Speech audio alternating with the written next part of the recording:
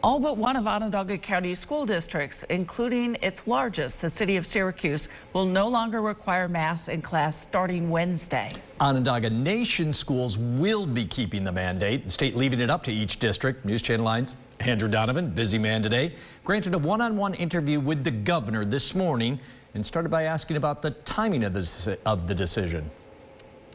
What's with the specific timing? Why not today? Well, we talked to school superintendents and teachers and parents, organizations, the PTA over the weekend, and they asked for more time. They said that everyone's just getting back from the vacation. A lot of teachers and principals and students, families are just getting back literally yesterday, and they wanted more time from us, so they asked for Wednesday, so we accommodated that.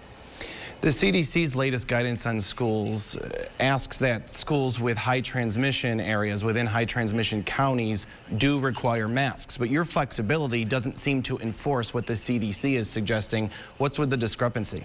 Well, I wouldn't call it a discrepancy. I would say that we encourage those counties to take the steps toward keeping masks if that's their prerogative. That is their prerogative. And so I represent 20 million people across a diverse state. It'd be very complicated for us as a state to do it county by county, but the vast majority of counties in the state of New York fit that low to medium threshold that the CD spoke about. In some of our higher areas, we're working closely with them, but you look at the North Country, for example, it is still, it's percentage-wise, it's high, but in terms of the number of people affected, it is still very small. So we're encouraging those counties to use the discretion that they've been given, but overall, we wanted to have an approach that gave that local flexibility, or even individual parents. I mean, parents who have children with compromised health systems, immunosystems, or asthma, for example, they just want to protect their kids even more.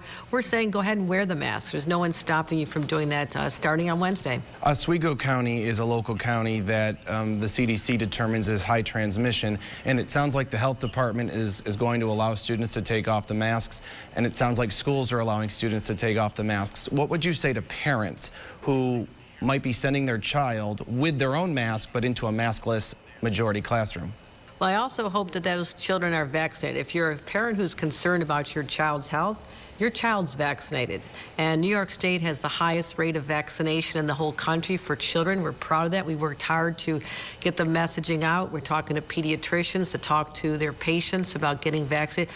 We set up vaccination sites specifically for children in many parts of our state. So every parent who has that sense of anxiety, we encourage them over the break even to use that time to get the first dose or even get your second dose, so your children really are fortified. The number of people who contract the virus but end up in the hospital is very low if they're vaccinated, and that's something I'm sure all parents will be thinking about as well.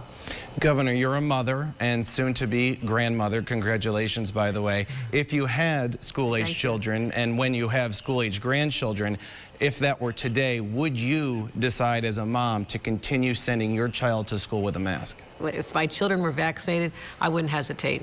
I would say that now is the time the mask can come off. Again, if we start seeing cases, change in circumstances, another variant comes, I will retain the flexibility as the governor of the state of New York. But at this time, I would say it's all right if your children are vaccinated for sure.